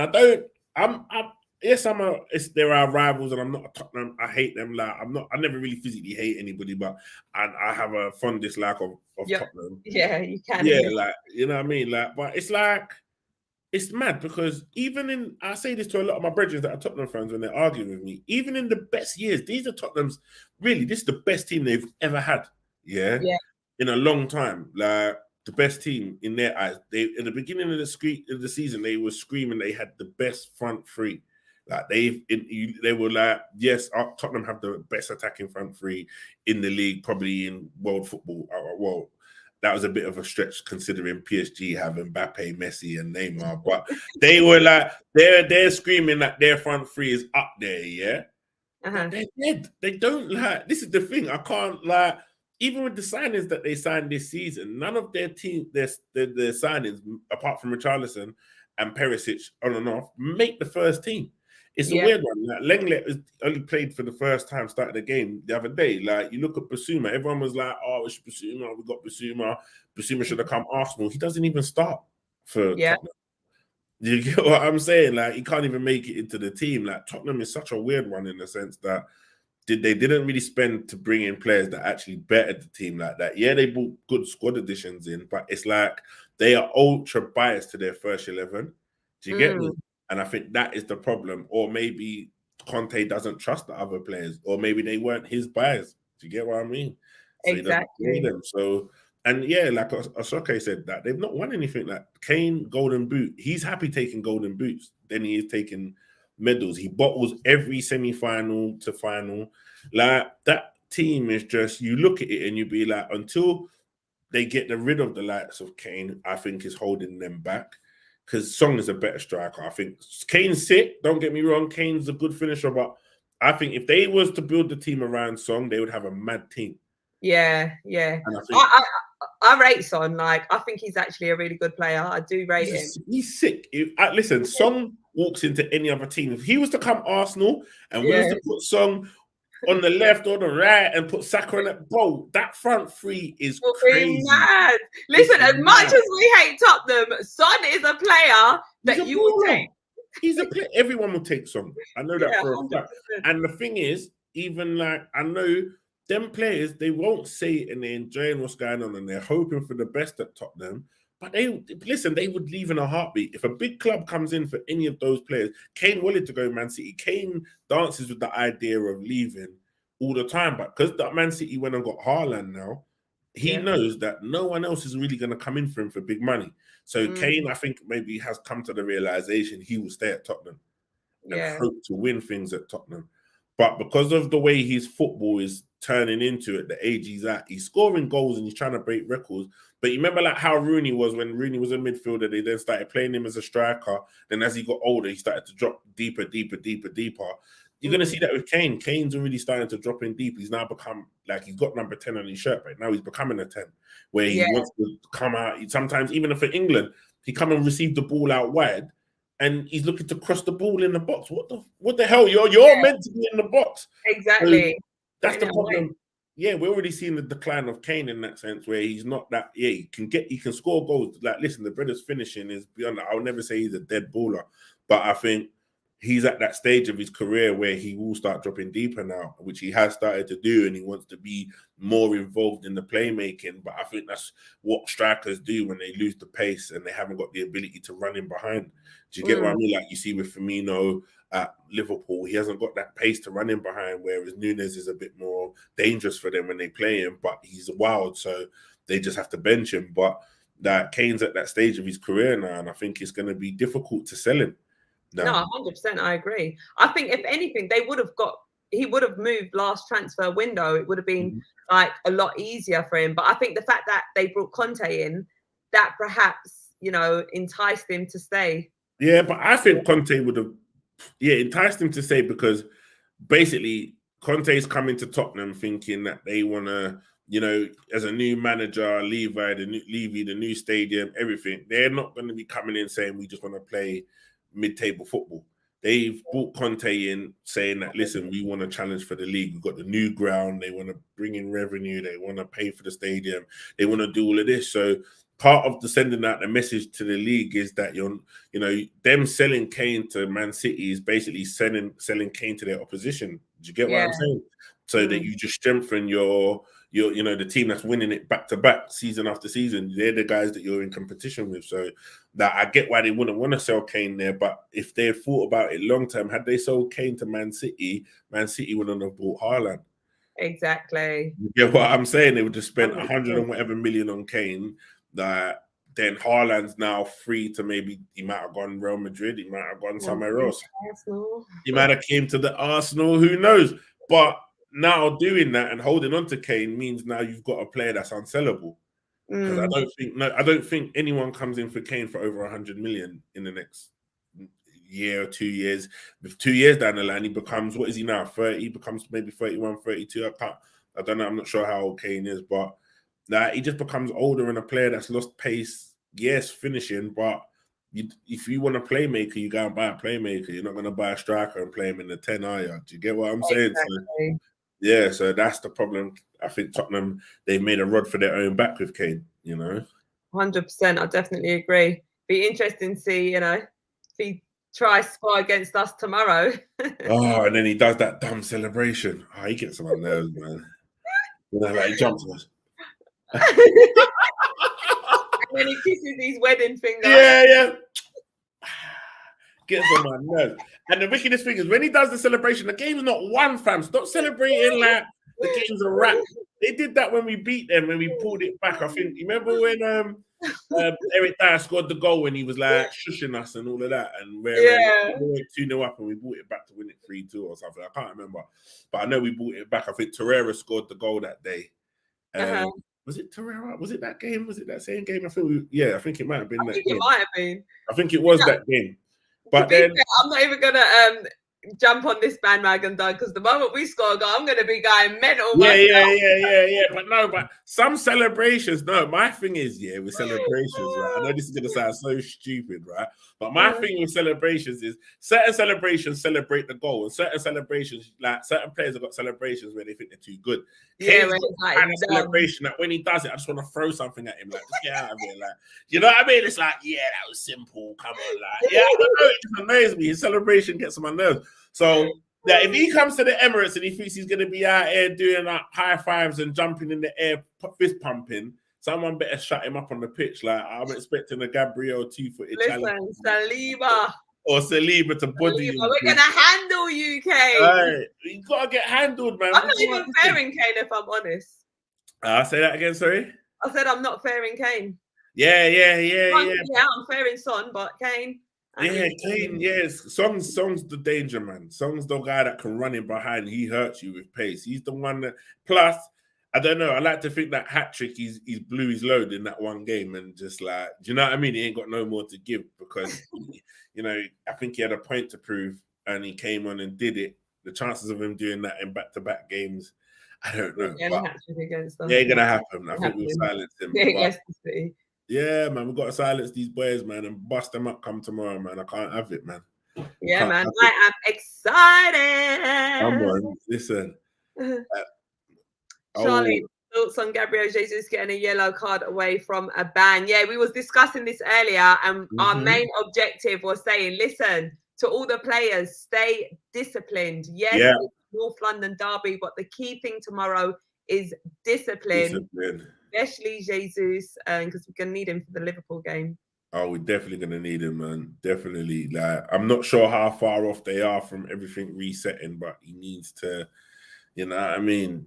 He needs to stay on point. Oh, hope Kane doesn't get his annual penalty goal at the Emirates. Oh, tell me about this. Is what I'm saying. Like, this Brendan scores like. And the maddest thing, I'm happy for man's accolades, yeah. Like, he scored a lot of goals, innit? Yeah, and he is a quality striker, but I feel like because he's English, I think we hype him, the media, they hype him, he's the golden boy, can't, like, you know, you see even in the game against Germany, he's not really doing much, but he won't get dropped, he won't get substituted, he's the captain, he's like, you know what I mean? It's like, but he scores a lot of penalties, so the more in-play games are like, goals are like really going down. And it's like, I don't know, man. I just... Mark, let me ask you a question. Do you think Harry Kane is overrated? I don't know. 50-50. You know what? I've always said Harry Kane's finishing is top notch, yeah? Like, I feel like the brother, he finishes, he knows how to score goals, yeah? But there is a level of overratedness to him. I think he's got the English tax on him, which boosts his whole stats, everything, like, in a sense that the media, but they always love to have a golden boy, and I think Kane has been their golden boy for that time now, and they just gas over him now. It's like the English media gave him the tag the best striker in the world, or one of the best strikers in the world. But for being the best striker in the world, no, Real Madrid haven't come for him, Barcelona haven't come for him. Do you get what I'm saying? Like, that Bayern Munich ain't had a sniff. Like, these are the clubs that go for the best players. Exactly. Juventus haven't, you know, well, they're financially in a bit of a madness, but that none of these big clubs have ever really come in for him to be looking at, oh, you know what, Real Madrid are sniffing around Harry Kane. So these clubs, there must be something about him that they've seen that it doesn't fit in with what they're looking for.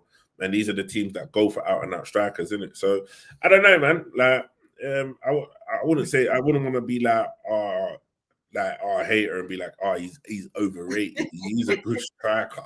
But that'd be like the bias side. Yeah, like, he's a good striker, but at the same time, I think we need to accept the fact that he's falling off. And I think what everyone's trying to praise him for is the fact that he now drops in deep and then wants to play these passes. And, they're like, oh, Harry Kane's linking up the play and he drops in and this passes, he's now adapting his game to being a 10. Well, like, no, he's just dropping in and doing the work of others that are there to do that work, that are meant to be playing the balls into him. And he's now not in that position to be playing the balls. And I think that to be receiving them passes, and I think that's part of what hurts Tottenham's attack, is because Kane is not where he's meant to be. Yeah. Do you get what I mean? But they do have good players in amongst that team that when he does drop deep and he plays these passes, and they will hold the ball up long enough for him to then get up the pitch. But when you look at it, when you look at the results and the goals, that who scored the goals, he hasn't really been scoring. So it's not really working in his favor in terms of him getting him on the score sheet unless they do get a penalty. Yeah, and he's able to score the penalty. So it in a way, it is kind of just killing his game, doing what he's doing. But it's the safest method for him. He doesn't mind because it keeps him looking good. If he drops in and plays all these passes here, there, and everywhere, that's getting highlighted. Yeah, that's what's getting highlighted. Oh, Kane set up my man, and beautiful ball on from Kane to Kulusevski, and Kulusevski's doing whatever he's doing down the wing, and Kane's like jogging his way back up. It all sounds fancy and it looks good, but it's ineffective. Like, I think if the game that Gabriel dropped deep too much, I think what game was it? And everyone was moaning.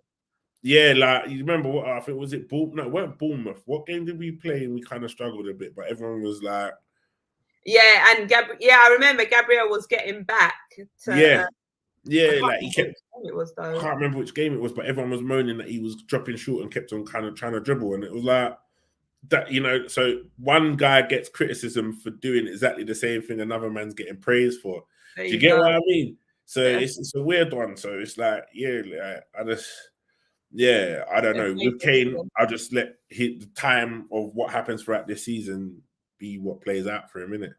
Exactly. All right. Well, the show's coming to an end soon. I mean, I think we need more time on here, Doug. It seems to just. We always need more time. I know. We always be like, actually, you know what? We're gonna do a quick one. We do an hour. We do this, and we all end up doing 3 hours or something. Literally. Yeah. We clearly like to talk a lot, don't we? Yeah. We love it, man. Football is a passion.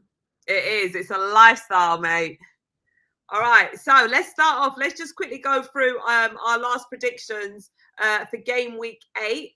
So as we know, we both have a forfeit outstanding. I've got to do my ice bucket challenge. Do you want to take your hat off, Charles? What's underneath? You got any surprises for us? No surprises. But you know, listen, Ashoke is here to as the person that knows and understands, as he was on the show with us last.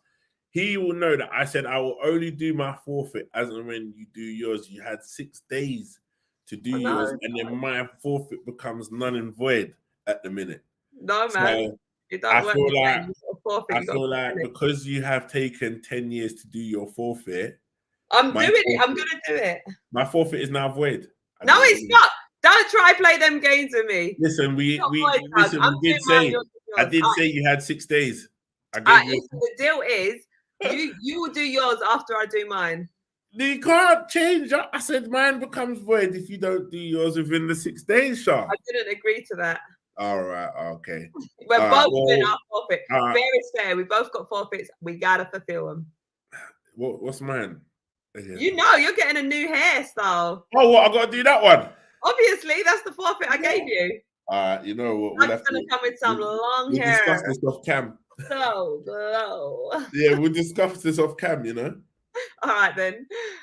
What we're gonna talk about, you know, how long you're gonna get it, whether you're gonna put a bit of colour, you're gonna put some beads. Yeah. I've got to discuss this with my barber and see what magic they can pull off, or I might just get a wig. Can't wait to see it. Just make sure it's stuck on because you can have it for a few days, darling. And you can wear it, have it done for our next show. Yeah, I'll wear it for the next show. Perfect. I better get my forfeit done then. Yeah, I'll wear it for the next show. Happy. You need to get your forfeit done because I tell you what, if I get a wig or I'll wear it for the next show. All right, perfect. All right, let's go over these results then, Doug. So, for the Aston Villa versus Southampton game, I feel like none of us was close. I feel like, I don't know. I think you might have been, but I don't feel like none of my predictions was close this week. I haven't checked any of them, so it's going to be, interesting for me just as much as you. So the full-time result was 1-0 to Villa. You predicted 2-1 Villa. I predicted 2-0 Villa. So you get 1 point. I predicted a clean sheet, so I get 1 point for that, don't I? I will give you that. Yeah. And then Ashoke anything to get ahead, innit? No. I don't need a head start. Why does the friendship go out the window when we get to this little bit here? Like it just gets real ruthless. Like, you know what? I'm very competitive. Yeah, it gets real ruthless when we get to the predictions. All of a sudden, Char's not my brethren no more. Like man's like shaking the camera and this. Like, do you know what I mean? Like I get so competitive. I don't want to lose. Like sending you death threats on like WhatsApp while you're predicting it. Like, yeah, you better not win this one. No. I'll do it all here for you, but we're not friends, you know, from this point going on. It's straight beef. It's straight beef. Yeah, sorry, darling. That's the way we go. Yeah. All right. Next one, Nottingham Forest versus Fulham. Oh, jeez. What? You predicted 3-2. You got 3 points. Jeez. 3-2 to Fulham. That was the full-time result. Oh my God. 3 points. Jeez. What did you predict? I went 2-1 Fulham, so I get 1 point. Oh, we're both on 3. No, you've got 4 points now. Ooh. I've got 2. Wow. Get in. Oh my God. Ashoke went for 2-1 Fulham, same as me, so he gets 1 point. Oh my God, I can't believe you got a 3-pointer already. Yeah, mate. Come on. I'm not nervous though. You got this shot. And the fixtures, there ain't a lot of fixtures this weekend. So I'm sorry. I'm sorry, I just ruined it all. All right, so the next one was Wolves versus Man City. You predicted 4-0 Man City. Yeah. You get 1 point for the clean sheet. Yeah. I predicted 3-0 Man City. I get 4 points because there's a clean sheet in there, baby. I went above you. I got a 4-pointer. How did you get a 4-pointer when it's just 3 points for the correct score? Yeah, 3 points, but there's a clean sheet, and I predicted a clean sheet. Oh my God! All right, go on then. Yes. Hey, listen, I need help because I feel like Char's just making rules as she goes along. No, Doug, I'm not making rules. Go and watch the previous We need to show. write these rules down. We need to write these rules down. All right, write them down and we both sign it. All right, I will type them up and send it out to you. All right, go on. All right, cool. Yeah. All right, go on then. All right. Brighton. And then when you've signed it, we got to win. Next show, you got to hold it up to the camera for proof to the audience that this is the rules. All right, cool. Yeah, because I feel like this is daylight robbery. No, it's not, man. You're a sore loser. You're sounding like me now. This is daylight robbery. I got to drink my water. I feel like I'm in court. This is just terrible. Like, you know what I mean? Oh. So the Brighton Crystal Palace game was postponed. I can't even talk. Yeah. The next game is Newcastle versus Bournemouth. Yeah. The full-time result was 1-1. Doug predicted 2-1 to Newcastle, so 0 points there. Yeah. Charlene went for 2-2, so I get 1 point. Bloody hell. And Ashoke went 1-0 to Newcastle, so he gets 0 points. All right. I'm loving this. Oh, my God. All right. The next one, I don't think either of us got. Tottenham beat Leicester City. So Tottenham got a 6-2 win. Yeah. You predicted 3-1 Tottenham. So you get 1 point for that. Oh, I predicted 4-1 Tottenham. So I get 1 point for that. And Ashoke went 3-1 Tottenham. So he gets 1 point. Yeah, no one got that 6-2, man. Innit? No one won't get in that. The next one was Brentford versus Arsenal. Full-time result was 3-0. Doug, you predicted 3-1, so you get 1 point for that. I predicted 2-1, so I get 1 point. Ashoke predicted 2-0, so Ashoke gets 1 point also. Right, the next two fixtures were postponed, which was Chelsea versus Liverpool and Man U versus Leeds. So that brings us to our final fixture, which was Everton versus West Ham United. The full-time result for that was 1-0 to Everton. Doug predicted a 2-2 draw, so Doug gets 0 points. Why are you laughing? This whole thing is fixed. How is this fixed? Listen. I'm looking around. I'm looking around at who I can complain to, and there's no one here for me to complain to. This is just rigged. It is rigged. Man. Listen, I'm having words with you off camera. No, I'm joking. We sat there. We done a live like this. Everyone gave their predictions. I don't even remember. I swear I predicted 1-0 for that one, man. Whatever, Doug. I swear I predicted 1-0. I got to call up somebody, man. I got to ring up Wenger or something. Go and call a friend. I predicted a 2-1 West Ham win, so I get 0 points. And Ashoke predicted 1-1 draw, so he gets 0 points. Yeah. So let's just tally that up.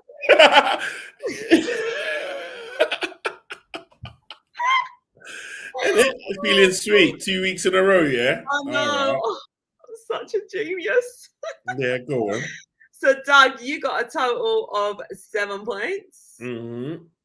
Ashoke got a total of 5 points. And Charlene Smith got a total of 9 points, which means I'm. You know what's mad? I needed that Arsenal Brentford.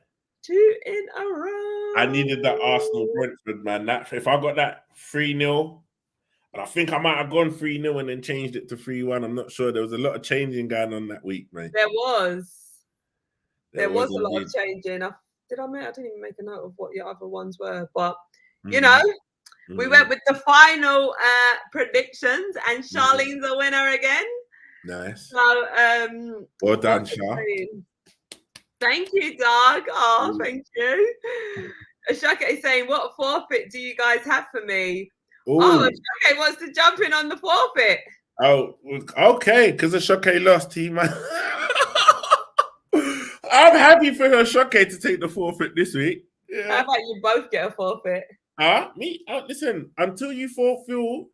Congrats, Doug. You finally beat me and I've lost. I feel like I've beat you a few times, Ashake. Don't try it. Let's. I feel like I don't know where Ashake is coming here talking with chess. I feel like I've beat him a few times, mate. Hey. Giving it the big talk. Giving it the big talk. These Chelsea man, see, they always think they're winning when they're not. You know what I'm saying, Char? I know. Yeah. Aww. Absolute blasphemy. You know what? I feel like I don't feel like I should have to take on. I think Ashake should get a forfeit. 100%. I'm not sure where it is, but we should see what the comments say. But I feel like your friend. Yo, Marky. What's going on, Marky? Doug needs. Listen, he's just lost. He's lost. Don't start snitching to Mark and telling him Wagwan. Like, you remember Mark was on your team backing you. See, if we knew what Mark's score was, I feel like he got a few right like this week. I feel like he would have got a few right. You get me? But I feel like we need to think of Ashake. I don't feel like I should have any form of any forfeit to do until you do your forfeit. And I agree. 2 forfeits and then you ain't done your first one. I agree with you. So we're going to get them first ones done, and we're going to also give Ashake a forfeit. What should we do? Yeah, because the only other thing we could do is either drop out the forfeits altogether and then have it like a league, and then just the winner come the end of the season gets a prize or something. Do you get what I mean? Like have a cash fund then? Either a cash fund, or we could do like because you won today, you get 3 points. So you for the weeks that you win, you get a 3 point. If you draw, if we both match on points, we get a point. You get what I'm saying? So 3 points, and then come the end of the season, we tally up all our scores. Come the end of the year, and then like a league table, and whoever wants to be a part of it, be a part of it. Do you get what I'm saying? And at the end of it, someone gets a prize and someone gets a forfeit. We could do that, but let's do forfeits because I think it makes it more exciting. So we both have to do our forfeit. We'll do this one and then we'll discuss what the rules carry on for the rest of the season. No, let's keep doing forfeits. Okay, cool. You got to do the first one, Char. You're like, let's keep doing forfeits and ain't done one yet. Every week you say, I just wash my hair. My hair's dirty. Look, it's actually dirty now. So today's the day. Go and get some ice. Come back. Boom. And do it. Run that, B. Run the rhythm. Run the rhythm, you know. Run the rhythm. Yeah. All right. So, what's Ashake? Should we get Ashake to do ice bucket challenge as well? Yeah, blow it. Yeah, why not? All right, Ashake. I see what you done there because you're like, well, if I'm doing it, someone else is doing it. Yeah. Well, should we get Ashake this time? Ashake. Bad man. It's the first thing that came to my head. So Ashake. Ice bucket challenge for Ashake. All right, so that makes 2 of us, okay? And you have to send it to your Insta, and then we'd have to upload it or something. Yeah, so Ashake, when you do it, put it on Instagram, on your stories, and tag us. At both me and Doug, and we'll repost it as well. Yeah. Right? As you can. Yeah, that's well done, Char. Oh, I love winning. Winners, baby. All right. Like you can't relate. Listen, I can relate. I was winning at the beginning, okay? Yeah, you were, but I was winning at the beginning. But you know what? This week I am going to win. All right, let's go then. You kick it off. Arsenal v Tottenham. Arsenal v Tottenham. I'm just being decisive. I'm being real. 3-1 Arsenal. Boom. Jesus to score first. Okay, he's even saying Jesus. Mm-hmm. We've got a bonus point. Should we give Doug a bonus point for that? Yeah, give me a bonus point if I get that one right. Still. I'm putting Jesus there. All right, I'm going 3-2 Arsenal. And I'm gonna put a goal scorer. I'm putting Saka first goal.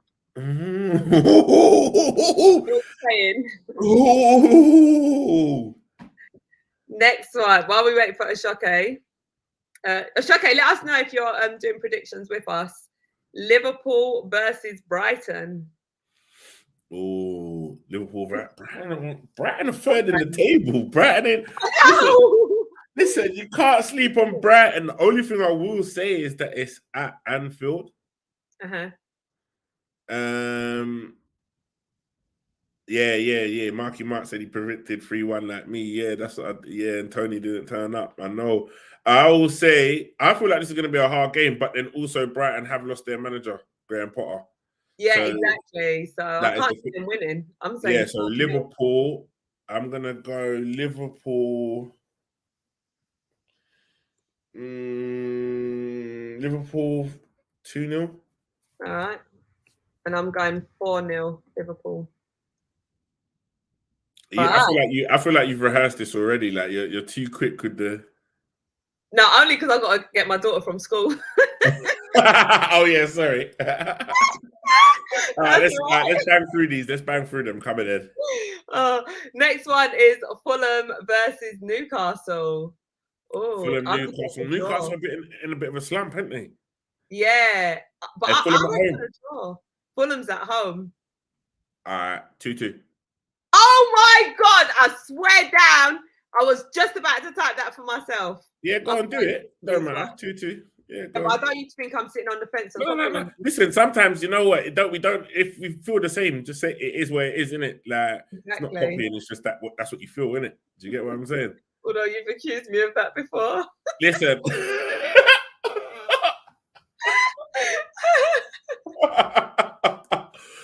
Listen, when you know me, you know what I'm like. You get me? I'm messing about with you, though. I get competitive, but listen, 2-2 can run. All right, so Ashake is joining us, yeah? So Ashake is going 2-1 to Arsenal. Smart boy. He's going 3-0 to Liverpool. Okay, and he's going 2-1 to Fulham. Well, the home team's winning at the minute. All right, so he's caught up with us. All right, brilliant, Ashake. Next one is Southampton versus Everton. I feel like Everton might get a win on this one. Are they away, yeah? Yeah, to Southampton. Southampton hit and miss, aren't they? They blow hot and cold. I feel Everton, they beat, did they win 1-0 against, who's it they just beat? Was it? That's a big result. Yeah, that's a massive result. Yeah, that might give them a little confidence. So I'll go. I'm going 2-1 to Everton. I was just about to say that. No, that's mad. I was about to go. Same there, run it. We need a winner, mate. Yeah. I don't want you to say I'm copying or anything, but yeah, I was going to say 2-1. I was just about to say, if anybody watches this back, I went to go 2, and then you went 2-1.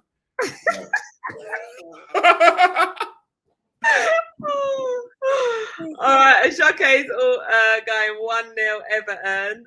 Mark's putting his predictions. Mark, sorry, because we're a bit tight on time and we're like we're halfway through. Keep a note of your fixtures and send them to me and I'll add them in. Next one is, so send it to me via Insta. Crystal Palace versus Chelsea. Crystal Palace, Chelsea. Yeah. Oh, Chelsea got to win this. I'm gonna go. I'm actually gonna go for a draw. I'm gonna go. Nah, actually, Aubameyang's got to score. No, I'm going 3-2 Chelsea.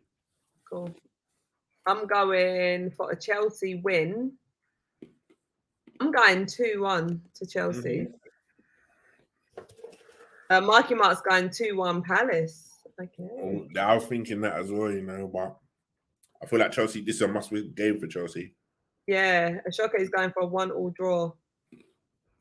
Bournemouth versus Brentford.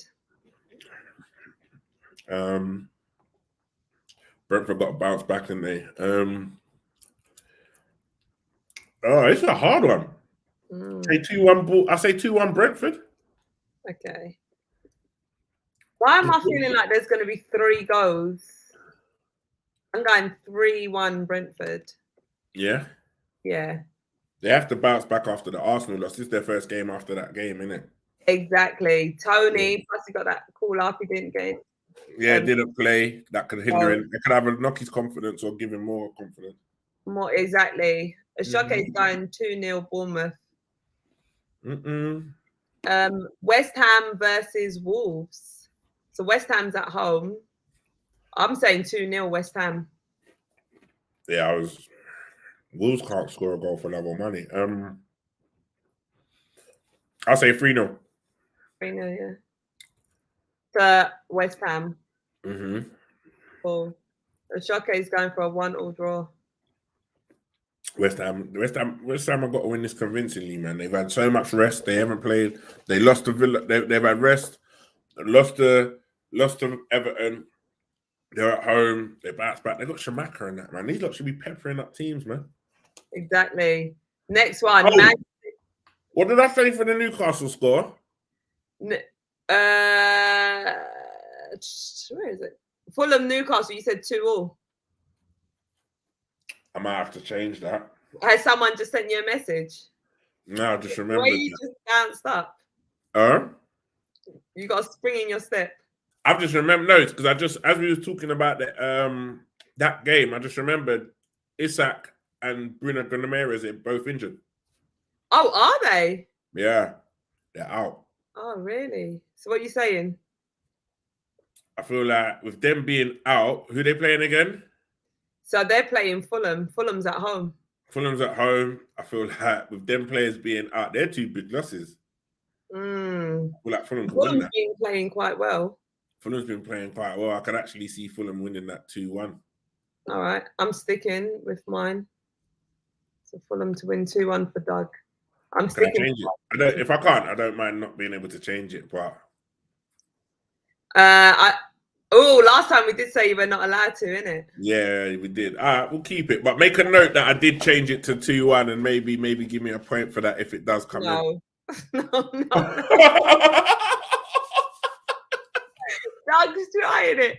I'm going to put 2-2 and then I'll put 2-1 in brackets so I can remind you that you're trying to change it to that. So you're cold, you know. No. All right, the next one, yeah. Man City versus Man U. Now, I feel like this game's going to be tight. Then I remembered, Man City's got Haaland and they're at home. Yeah. What are you saying? I'm saying I feel like Man United are going to get bust up. Honestly. But you know what? Sometimes when you say this, they don't. They come out. But the game becomes tight. The game becomes tight. But the reason I feel like it's going to be a tight game, because you know what I find with Man City? Even though they're good, they haven't really got out-and-out wingers. Yeah. Nah, Foden is pacey, but he's more like a more of a Bernard Silva than an actual out-and-out winger. Like they just don't have the pace on the wing. So I think sometimes that can kind of hinder them because when it comes to breaking, and a lot of their game is built on building up the play and whatnot. And I think in them banks of 4, United are pretty well good, all right at defending like that. So I don't know. It's going to be I feel like it could be a tight one. I reckon City 2-0. Oh, okay. Yeah, I think it could be a 2-0. If it's going to be close, it could be 2. Like I've ever got a feeling that City are going to blow them out the water like 4-1. Yeah, that's what Mark's saying. 4-1 City. Yeah, like I think it could be one of those ones, or it's a close. The way that I do see that, I do think Man United could get a few fast breaks on them, but I don't know, man. I feel like Man United don't know what way it's gonna go, really. Yeah, I just feel like United got lucky against us. I really do feel like against City that's gonna play very much similar football to us, that might not make the mistakes we made because they got Rodri in the middle. I feel like it'll be a different game for them. Like, so I say 2-0, but it could be 4-0, like really and truly. I reckon it could be a big scoreline. All right, so let me get it right. I think Haaland's gonna score. At least 2 goals. Kevin will get 1, and someone might get a little floating goal. I'm gonna go 3-0. 3-0. Okay, cool. So Doug's going 3-0. Marky Mark is going 4-1.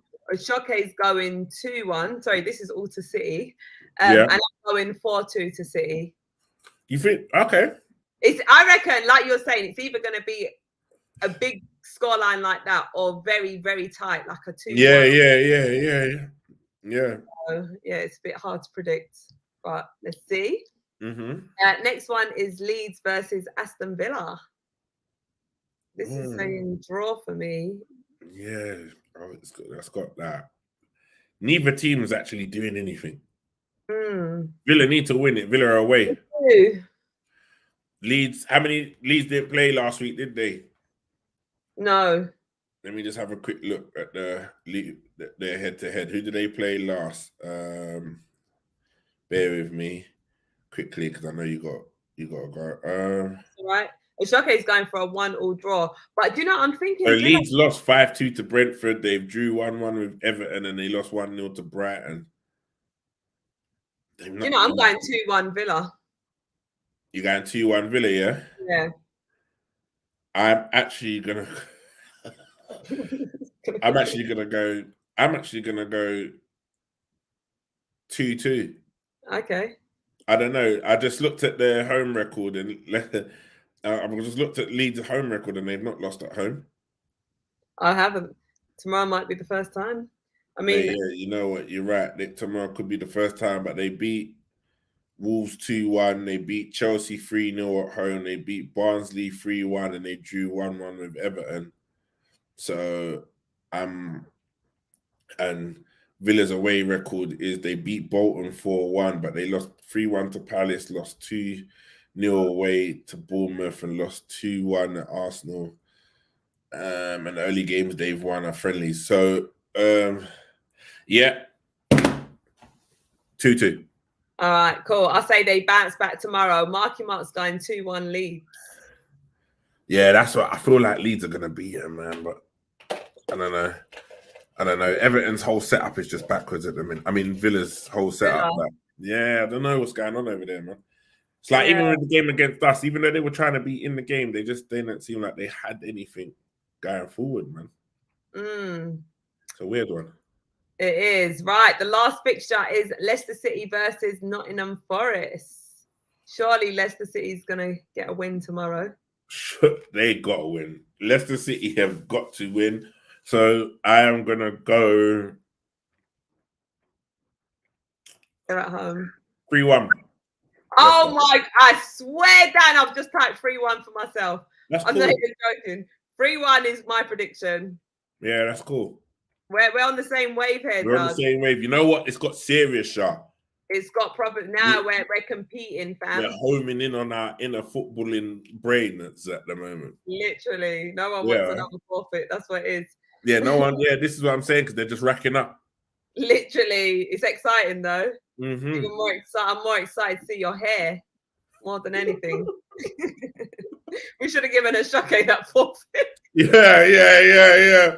That's what Shake should have got. If Shake loses next week, that's your forfeit. Okay, please don't lose, mate.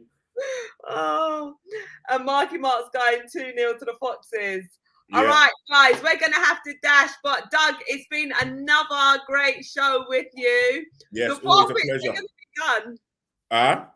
The forfeits are going to be completed. Yes, they have to be. They need to be. Shoke's in on the bandwagon as well. So, Shoke, we're looking forward to seeing your forfeit. All right, guys. Well, thank you to each and everyone for joining us. Big up Mark as well, providing your predictions. It's been a great show as always. Enjoy the Premier League fixtures this weekend, and we're going to be back next Friday around the same time with another show. Have a great weekend, and we'll see you next week. Bye. Come on, laters.